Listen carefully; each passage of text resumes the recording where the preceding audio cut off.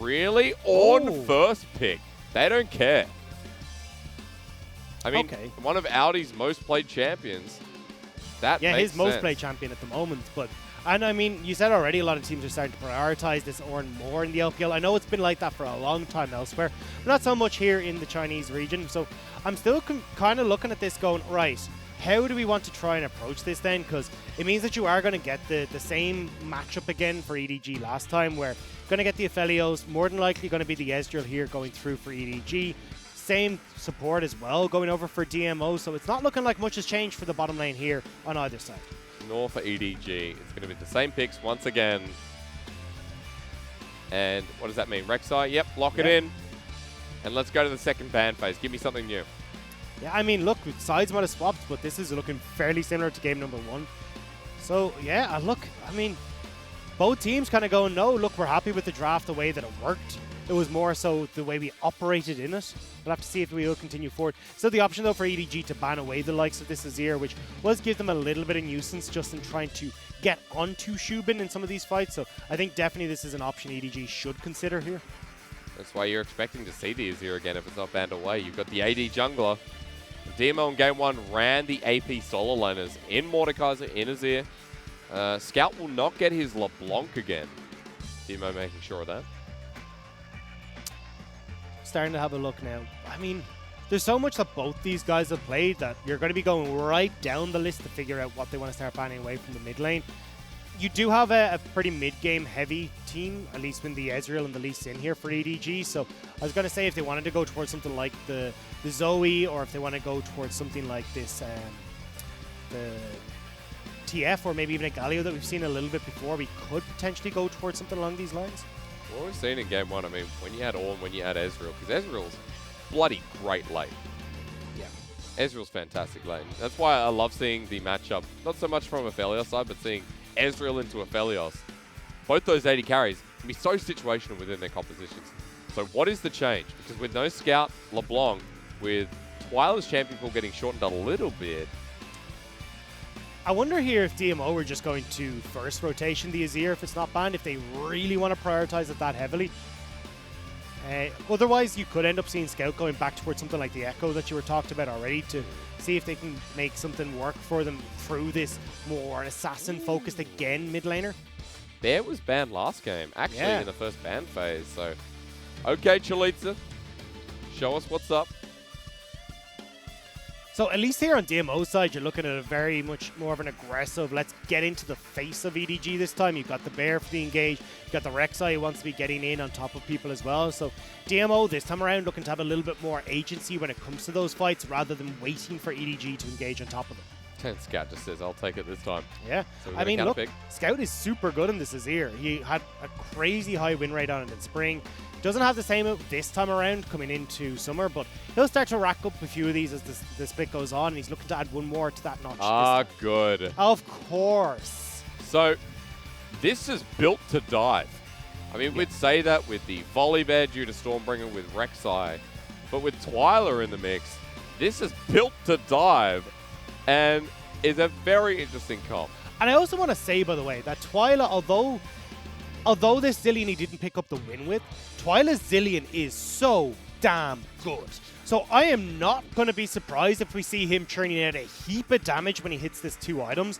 And especially when you've got a Volley Bear, a Rek'Sai, a Zillion now as well, you're going to be looking real damn good when you do get to these super aggressive dive in on top of people.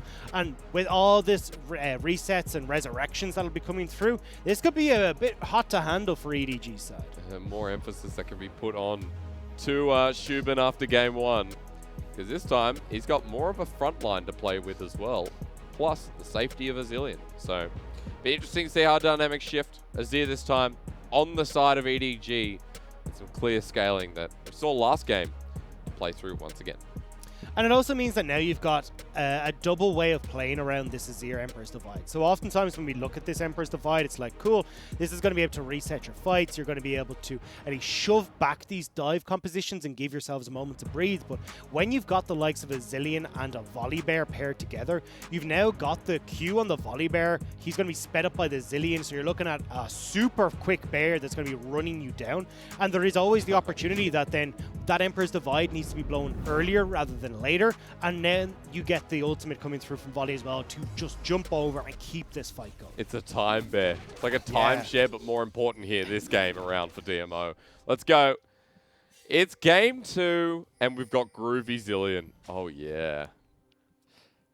Yeah, Twilight knows his stuff on this Zilean, so he's going to be a crowd pleaser with that one. But I'm just saying, look, when we look at Dominus' composition right now, as you said, very dive heavy, but you do have Shubin again on this Felios that can do a lot of work. And when you're looking towards EDG, who are going to be trying to at least play back a little bit from this heavy engage with BBD moving away on the Ezreal, having Scout try and reset these fights with the Emperor's Divide, there is the opportunity for EDG to have some wiggle room, especially when we get to those later game portions of the game where you've got a lot more power packed into this Azir than the Zilean. But definitely in these early stages, it's going to be pretty topsy-turvy as to who's going to come in on top. I mean, I look at Chalitza. He's got press the attack here on the floating bear. So 3 different runes we've seen so far. Aftershock's also in there, but Conqueror, PTA, and Grasp, the main ones. And as I just mentioned, Aftershock has shown... Lyric said this last night on the podcast. It's just jungle volley that we've seen a little bit on. Was it? Yeah. Okay. Well, PTA is going to be interesting going into Ornn. The Gods verse. Bear God versus Ram God. Always fun. All we need is the Anivia in the mid lane, and we're set. And then Aurelion Sol, I don't know. He fits in... I don't think he's a god. He created he's just the a massive gods. Cosmic thing. Yeah, I don't know what is. He created the universe. I'm pretty sure. I don't know. I got to get up to date on my lore. I used to be really good at it. As this is what we see every game, by the way. And that trading is going to be pretty simple here from EDG. But note, Shubin, of course, he starts with Severin. So won't mean too much in the long run. Ooh. Wizard. Oh, this is actually really good for Chalitza. Press the attack enabled. Yeah. If you stand in Sky Splitter, you shouldn't. I feel a little bit bad, though, because when you look at the spectator client, just for anyone who hasn't seen a huge amount of Volibear, the Sky Splitter will show on the spectator a full second before Audi actually gets to see it. Really? Yeah, there's only 1 second for Audi to react to it. So it's a 2-second cast, and you get 1 second visibility as the opponent. So it does become a little bit more difficult to dodge than it looks like on your screen. So don't just start shouting at all these people. Going, I would have, like, you know, the guy watching the football match, he's got his beer, and he's like, I would have hit that. I would have got that in the back of the net. Well, no, you won't have. It's not as easy as it looks, all right? You got a lot of North American people going, football, it's NFL. Soccer, whatever, yeah. See, it gets confusing as well in Ireland because we got Gaelic football, which is a whole different breed entirely. So I mean, we call... You've got it. But the thing is, we call footy is AFL, but also football soccer, so it's a bit confusing. A Scout, ooh, I don't think he had a soldier available with the Arise, so he had to leave. Sorry, got to get out of there nice and quick. But this is what we wanted to see a little bit more of from Mako, is getting out and making these early moves, especially when they seem to be having a pretty happy time in this bottom lane, shoving in after that first trade went so well. But that flash, that's big. And DMO so far, we're looking at Chalitza, who's got biscuits. Footwear, okay. Last stand there too. So now you were talking about, look, how, ooh, Twyla taking a lot of return damage though. You've got that flash burn, you got Xiaopeng who wants to play around this mid. You've even got Chalitza as well, who's shoving in the top lane. So there is a potential for a lot of attention towards Scout here. So we'll have to make sure he's managing that mana bar and those soldiers a little bit better to make sure he can still shuffle out if there is danger that comes his way, because he's got a big old target on his back at this stage. I guess in this series so far, we've seen like it's been jungle versus jungle and about EDG not getting their solo lanes off the ground. We came into today's segment talking a lot about, as Sky Splitter comes through again, a lot about how the solo lanes of EDG have influenced their map. GG's going to pay some attention to the bot side this starting game as Drenchline lands once again. Shubin does have his flash available, but uses the heal. It's the flash from Mitsuki, while mid, a bit of a dive. Scout doesn't have his flash from the last trade. First blood secured, no trade. Given over to Twyla. Trying to keep Xiaopeng up and healthy. And we just talked about it. Look, you've just burnt your flashes, Scout. You're going to be the target of Xiaopeng. Manages to get the kill. JJ looking to answer, though, off of this teleport back in. We'll see. It's double bomb, though, and yeah, super easy here. But Twyla gets out no harm. So the thing is that Twyla on this Zilean will actually be quite a bit of a carry if he gets rolling, because well, Zilean in general, you think, oh no, look, he's just got these bombs, but Twyla Zilean is a different breed. He is the highest damage when he played the Zilean in Summer last time against, that was when Helper was still in the roster, but he will do a lot of work here, so getting these early kills onto him will definitely help out in helping DMO in these mid-game fights. Okay, Scout. Still trading better himself. Comet available on the Azir, that would be part of the reason why. As Mako roaming once again, but this time, this game is not going to be punished. As this is some deep commitment. Putting the control ward down, of course, and we get Pro View. We also get Twyla who plays on windowed mode. Or borderless, one of them. I think it's windowed. Yeah, it looks a little bit funky, but still, look, able to pick up the kill there. You've already got the 2 amplifying tomes for the Zilean, so well underway. Well, not certain what build he's going to go. We do see the summon Airy. Usually on a Zilean, you'll actually oftentimes see the Glacial Augment, and they just kind of go towards this more utility-focused style, but Twyla more than likely still building that GLP. But he doesn't have ulti, and he's been caught out. Sonic Wave into Resonating Strike. He's just dead. Nicely done, but Scout needs to run away as the Death Sentence will secure his fate as well. And a kill given over to Xiaopeng, a 1-for-1 trade. And this is the nice thing about the volley top is you can bring him to these fights nice and easy because he will always have that priority. The big issue here, though, is that's that teleport burned, and DMO will need to turn this into a dragon now before Scout gets back onto the map. Otherwise, they run the risk of Audi shoving out this top wave and being able to join in for a dragon fight with that ultimate available. With the hero, and the dragon's going to go down. Ping's going from BBD, but they're a little bit too late. Dragon drops. Mako ready for a dredge line, but opts not to. So first dragon of the game here for DMO with a 2-to-1 score. Nice, Death Sentence, hang on, Blast Code. Well, Schumann wants to go on in. Xiaopeng wasn't really ready for that one, but he has the knock-up, and Mako's going to suffer. That was innovative from DMO. Mitsuki coming out of his shell a little bit in this series. I like to see it. And you don't expect that as EDG. You think, right, these guys are back. They just got to kill him mid. They just got Dragon. They're going to want to spend some of that gold, or at least Xiaopeng will definitely want to be returning to farming so he's not falling too far behind on pace. You can already see he has hit that level 6, so keeping match with JJ at the moment. But they need to stop the back of Chalita, and they've done it.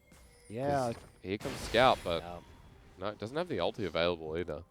No, so they're going to back away, but still DMO playing this early game well, and this is surprising for me. Dark Passage is there, True Shot Barrage, bit of damage on the way out, but he does have Severum, and we'll start choosing that now. But good trade here from Mako and BBD.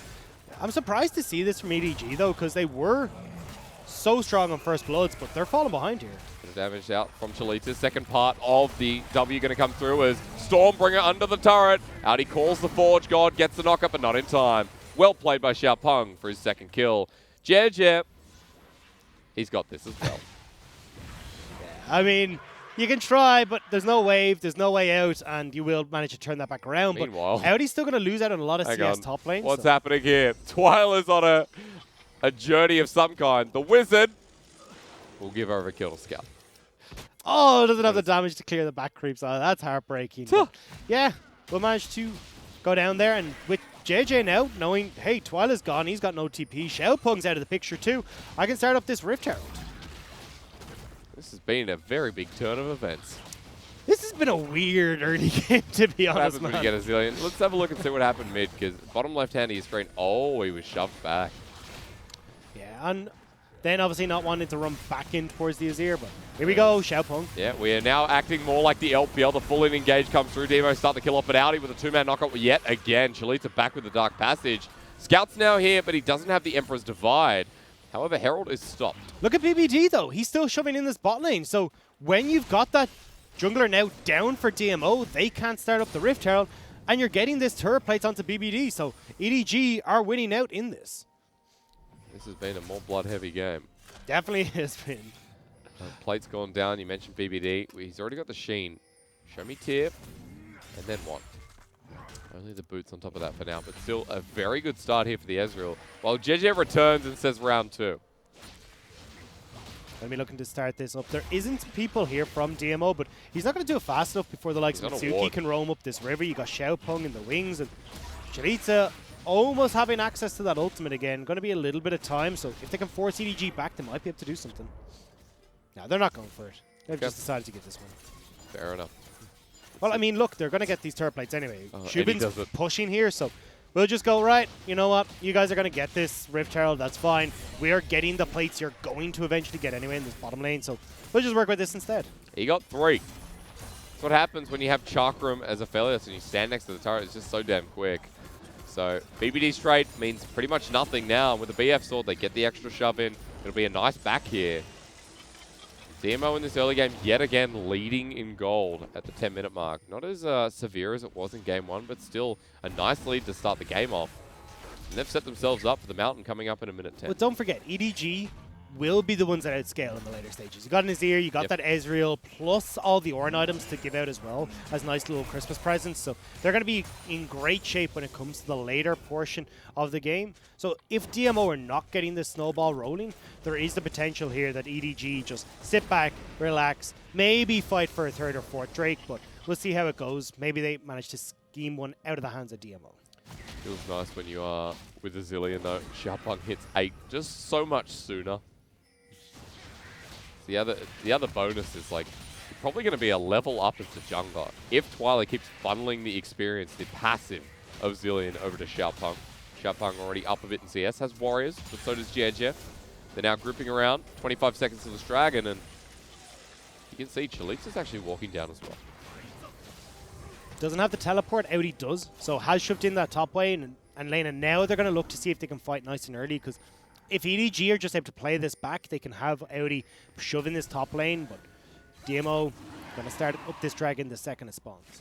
They spotted out Chalitza, they know he's here, and of course he's been missing for lane for quite a while. The Herald mid going to be the play for EDG while the Dragon goes down. Look, we said already, they're looking to fight for a 3rd Drake or 4th Drake. Yeah. They're happy to give this one over and get these advantages instead. Get the gold on towards Scout, accelerate this guy. Audi as well, getting a few turret plates himself. So EDG happy overall with that trade. I mean, it's quite large when you think that Scout started the game getting camped. He's now 2-2-1. He's picked up those turret plates. He's 10 CS ahead. That first item should be coming pretty soon. Well, for Audi, you mentioned Sunfire Cape on the horizon for sure with the Bramble Vest already in hand. And Scout is one of my favorite Azir players in the league. He is so good in this champion. The decision making as well as when to go for these aggressive swoop and boop plays versus play it back and just keep auto attacking down. Like, I love watching him, and when he's got already this far ahead and he's starting to get to a place where he can command those later game fights, I'm happy to watch EDG play this out. Pause for a second, Dagda, because JJ and Xiaopeng heading towards the top side. Chalit's already at half health. The Frenzied Maul needed for the heal back, but Call the Forge God gets a knockup while JJ makes his way in, but he's bursted out, flashes away. Here comes Xiaopeng's ulti, and he's now in the perfect position to hit up Audi as well. The Bell's Breath stops, but he flashes in the end. And with the speed up from Twyla, who's now joined the fray, DMO should be okay. They get out. They win the fight. I was so confused with Chalitza's sirens going off. Was Xiaopeng going back in? He is. Feeling confident maybe if Twyla's nearby, nice. but far away. Gets a knock-up into the ultimate. The chrono shift just in time. Scout does get one, though. Sends Xiaopeng backwards, and Audi spaces himself out. Messy from DMO, and Scout is just having a field day. Xiaopeng needs a kill. At this point, you feel, while in the bottom lane, Shubin and Mitsuki will kill, or at least force a flash out from Mako, who gets healed and still dies in the end. 7 kills each team, triple in the top side for Scout. No, Scout is now 5-2 though. 3 kills going to this Azir. DMO getting a little bit ahead of themselves in that top lane, although they do get something back in the bottom side. But Xiaopeng thinking, okay, I can get this resurrection off. I don't have to be too worried with the chrono shift, but the problem is you bait in everyone else in the team. Chalitza can't follow up. There's no speed up left for him, and this is disastrous. It really is. And Azir has 5 kills pre-15. Don't make me watch it again. It's so sad. We didn't get to see how he dies, but we could have guessed. That is Nash's. He already had the lost chapter. So this game very much has now turned into Shubin versus Scout. And Scout does have an extra couple of kills under his belt, so it makes it a little bit more Azir favored right now. But I mean, if Shubin has to kind of be versus the world on this EDG side, and unfortunately, if the rest of DMO are giving kills over to the carries of EDG, that's going to become a big issue. I feel like this game was always going to be about Shubin anyway, with the Zillion, with the volley there locked in as well. So just further exemplifies how much focus there's going to be for DMO's bottom lane. Well, you can see across EDG, there's more turret plating in their back pocket.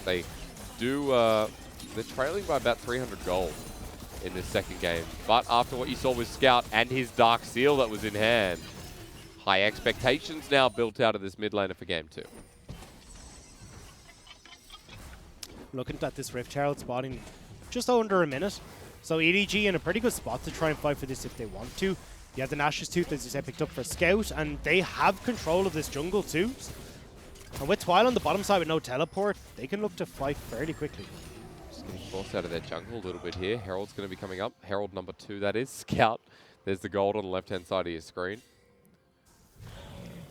And into Chalitza. Well, Emperor's Divide sends him back, but the bear jumps over, and Scout maybe misjudged this until JJ comes in. The flash away from Chalitza, but they've committed to topside, and everyone's roaming up. Could have been great if they got the pick, but they haven't, and now DMO want to fight. Teleport into the middle for Aldi. Going to pop Call the Forge God. Shubin gets targeted on for JJ, but he gets poked down and dies. A mistake from the jungler of EDG while Mako goes in as well. He will fall while Audi gets a 3-man knockup, but they rely on Scout, who's all the way at the back. The Infernum with the Moonlight Vigil takes him down. And EDG decided one at a time, and now Chalitza's angry. Will be running in, has the option of BBD and Audi. With the Frenzied Maul, bit of damage, Audi searing charges away. DMO in a good position. Thundering Roar just running out on Chalitza, so wasn't able to get the stun onto Audi, but DMO, they win that fight. They will get this Rift Herald and look to crack open a couple of these turrets if they want to, but you still have that dragon about to spawn in just 15 seconds. So DMO will be looking to rinse and repeat that fight with a couple of their cooldowns coming up slightly earlier, but still, you're going to be looking at the likes of Scout having that Emperor's Divide back and a lot more of the bigger ultimates still available for EDG. Watch this one again. Call the Forge God was good. I think Audi played a pretty crucial part.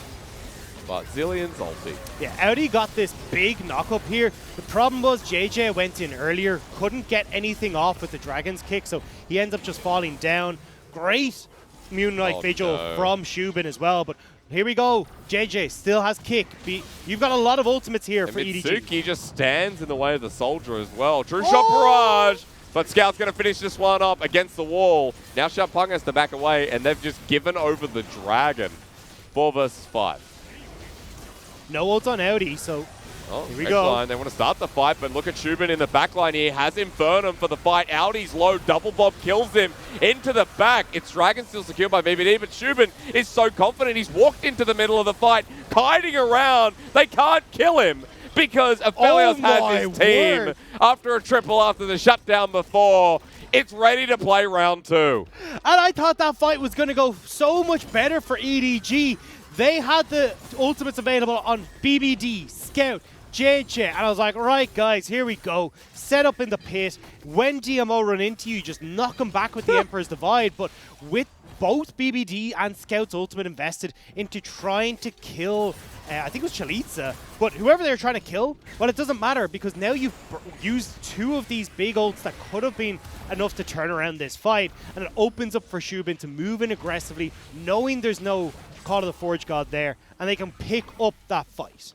It's not even a question for me anymore. Am I looking at Scout or Shubin? I'm looking at Shubin. Yeah. We'll watch this again because Aphelios has 7 kills. Yeah, so well, look, already you can see that you've got these 2 ultimates that we talked about down, and now when we're moving into this, Shubin's good to go. There's no real CC that's going to be there. I don't know how he's surviving this long. I thought there would have been enough damage to take him down, but he's just about able to eke out enough damage. Picks up that triple kill. And where was this Shubin for so long? As 2 people at DMO in the brush. Scout thinks he only saw 1, but the Chrono Shift on top of the Rek'Sai while Twilight just dies. Now Scout is still building a name for himself in this game, but Xiaopeng takes him down, and it's left to a 1 versus 1. Mitsuki in, makes it a bit unfair, and Jedge is going to get knocked up. Mitsuki, I thought he thought the Sonic Wave was coming in with a resonating strike. Shubin was behind him though, and he won't do it. No, but it will give the opportunity for EDG with everyone on DMO going topside to crack open this mid lane turret. So at least they're getting back something more than just a 1-for-1 trade. But I mean, I'm looking at Shubin in this game now. Runin's Hurricane. More than likely going to be getting towards that fan. Actually, doesn't even look like it. Just going to go straight for the Death Stance as the third item and make sure that he's incredibly difficult to deal with in these fights. He saw Twyla over a ward and thought it's only him. Commit. But there's two. No. But, I mean, for Scout, who's so damn fed, getting another kill, sure. But also giving over the kill does go to Xiaopeng. It's not going to be the end of the world. This Rek'Sai has kind of got to the stage where when we get to team fights, it's not going to be massively useful, but still, it's nice to get some kills back. And when we look at that gold, there is a 3,000 gold lead for DMO right now, and a lot of that is on the AD carry. So we will watch with bated breath as level 12 Shubin has picked up a rapid fire cannon straight out. That's his third item. So it becomes really difficult now for EDG to deal with Shubin, because not only is he a Aphelios, not only is he 7-0, he's also going to have Twyla who's going to be working to keep him alive, going to be accelerating him in fights as well. So that movement speed means that Shubin can play these super aggressive fights and make sure that he's in the midst of things like we saw at that Dragon Pit. So he's only going to get so much more use out of this pick right now. Colonel's flip-flopped. He's jumped down a lot after that last fight, and I think I would too. DMO is set up for a 2-0. And I will say that early, even with a 3k gold lead, because Aphelios this fed this early in the game, I don't care about scaling anymore. I care about when does he get his fourth item, his fifth item. Is it before 30? Most likely. We've got a Baron sitting up, though, with the control ward in the back of the pit. And he's got a 50 CS lead over Scout as well, who we're talking about the two that we're keeping an eye on to be the big carries. Yep. So Rabadon Deathcap nearly completed for Scout is going to be a big power spike, but I don't know if it's enough, especially as you can see DMO wanting to play towards this Baron and try and bait EDG into another unfavorable fight. One more fight and EDG will lose this Baron, but if EDG can find themselves an Aphelios without a Chrono Shift, then maybe this game comes back and we start scaling a little bit more. So it's item checkup time because Cloud Dragon's on the horizon in 40 seconds. Waiting for that Rabadon's from Scout, waiting to see what comes forth here for Shuber, at least the components. Twyla just got I didn't Ages. even see the Rod of Ages. He got a 20-minute Rod of Ages. Why? Why? Why? I didn't even spot that. That's a terrible idea. Come on, Twyla, I'm trying so hard to big you up. I know every time I look at DMO, Twyla's looking good. But then he does these weird item builds like GLP Cassiopeia and a 20-minute Rod of Ages. I'm just like, come on, dude. Give me something to work with here. I'll wait for the Protobelt Azir next time he's on it. Yeah. Scout has found Twyla. Let's see how this Rod of Ages comes in handy. Teleports in as the kick is available for JJ as well. He's going to slow down with the hose. Out he gets the knock-up thanks to the ultimate, and he doesn't have time to use his ulti. Twyla lets the team down. Yes, he CC'd before he can get it down, so now EDG, with all these members on the top side, can start to commit towards this Baron. You don't have that tool we were talking about for Shubin, so with JJ still having this kick up and how successful he was in getting on to Shubin in the last game, there is a potential for him to disrupt anything DMO try and fight against. As Mitsuki's been caught on out, BBD's here as well, the dredge line and the ultimate into the back line. They've found Shubin, and DMO with such a lead just need to keep him alive. He will manage to flash and heal his way out of there as Mitsuki uses his own plate, but Chalita can't re-engage as Xiaopeng. That's how you throw away a game. That's how you throw away a 7-0 Aphelios. The thing here, though, is Twyla has respawned, has that teleport. He's going to use it towards the mid lane. So EDG trying to bait DMO into this pit, pretend like they're on this Baron, see if they can get onto Shubin once again. They're waiting. I don't know why JJ doesn't really need to be still. There's nothing really left here for EDG, though, to disrupt Shubin. So with Twyla's ultimate still up, this could actually be a DMO favorite fight despite Xiaopeng being down. On vision now, begins. Where is Shubin? Still mid. The pings go down. They know they're safe for now until Shubin goes into Fog of War. Outies there, hidden. Needs to knock up as Baron's going to be taken into the back line. It's still there. Jeje with the smite and it's secured. But now the shove back from Scout may have done enough until Aphelios gets the triple kill. But thankfully he dies in the end. And BBD's left with Chalita. Big Bear versus Wonder Boy. And it's Wonder Boy who lives out. That was a way more of a closer fight than I expected. BBD, though, managing to finish out. It turns out having 2 carries sometimes works out better than just having the 1, with that big knockback coming through from Scout, giving the opportunity for EDG to close out that fight. Baron going over as well to EDG is massive, but Chalitza coming in, they tried to burst out Scout, but with that Zhonya's they can't quite. And then here, that's the decision making we talk about Scout for. That's what makes him such a potent Azir player, because flashing forward, shoving everyone on DMO back in aggressively towards BBD. And although you do get this moment of Aphelios things, it still means EDG can close out the fight. Yeah. Having him burn him in a fight is always a bonus. He's got Storm Braces. He's got Storm Braces fourth. I feel like you probably go Death's Dance at this point. I was going to say, I would have preferred to see Death's Dance. Look, the crit is nice. He's full crit right now, which is great. Yeah. But I still think having that survivability in fights to give you a little bit more leeway for Twilight, or even maybe open up for Twilight to pop it onto the likes of Chalitza or someone else in these fights as well, could work out really well. But I mean, look, Shubin is going for this full damage. He knows he's got basically his Death's Defiance more so with Twilight. So, yeah. So he doesn't care. Maybe double IE to finish off. We'll see. Expect a Death's Dance or a BT as EDG picked up the Baron in their last trade. It's only left onto BBD. They get bottom while... Hang on, are you ready? Because Scout pushes it back in. That's the ultimate used by Twyla underneath the turret. Xiaopeng doesn't care. Still has a lot of damage. Has to ult now. As the bombs kill him, he comes on out. And Twyla lives. DMO are pushing mid, Dagda. And they're pushing everywhere. They're doing everything. They've managed to get Scout. And despite there being 2 members of DMO on topside, EDG are prepared to battle mid. So DMO, they're coming out ahead here. They definitely are. That's what happens when the most fed member goes down. 36 kills, 26 minutes. That's part of it. It's an interesting game of League of Legends. Yeah, you can say that again. Baron buff will be ending soon, though, so DMO will back away. But either way, like this is super strong from DMO. This is not what I expected to see from them here today. The Rod of Age is stacking up as well. It's nearly useful. Well, it's getting to a point where it's like, yeah, but I mean, isn't the second stack of Rod of Ages like super like already gold efficient? Yeah, it's like the second or the third. I think it's third. Is already so gold efficient. Base stats are like 91%. Yeah.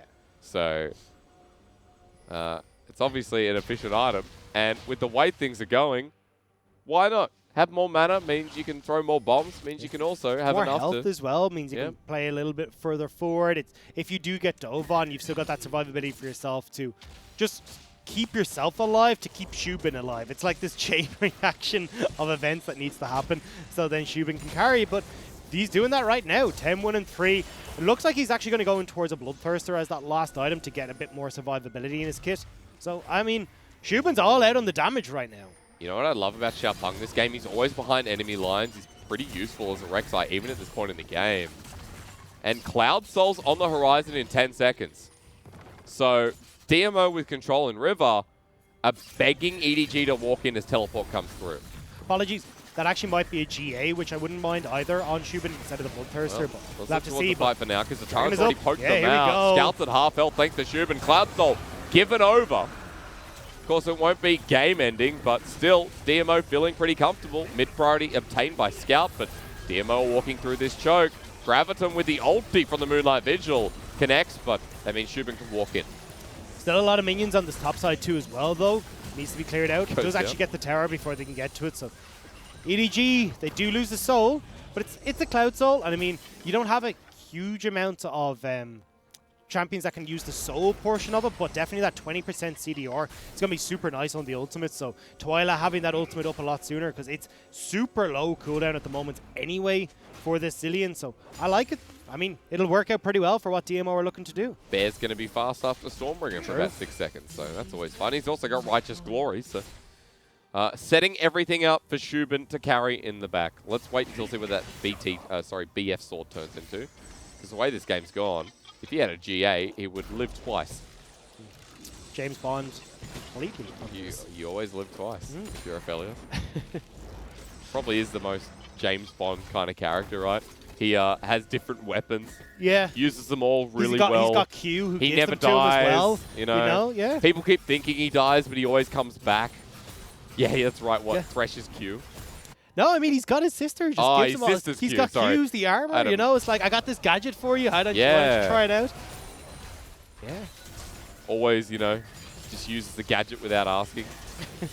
Big sigh from the sister. Well done. I think James Bond is right on the money there for Aphelios. That's probably why it's so frustrating, you know, the protagonist doesn't die. You're like, how does he not die? He's got plot armor, that's the problem. It's like he almost goes down and then he just pulls out this massive inferno and ends up winning the game. He's got this plays. Oh wait, am I allowed to do that?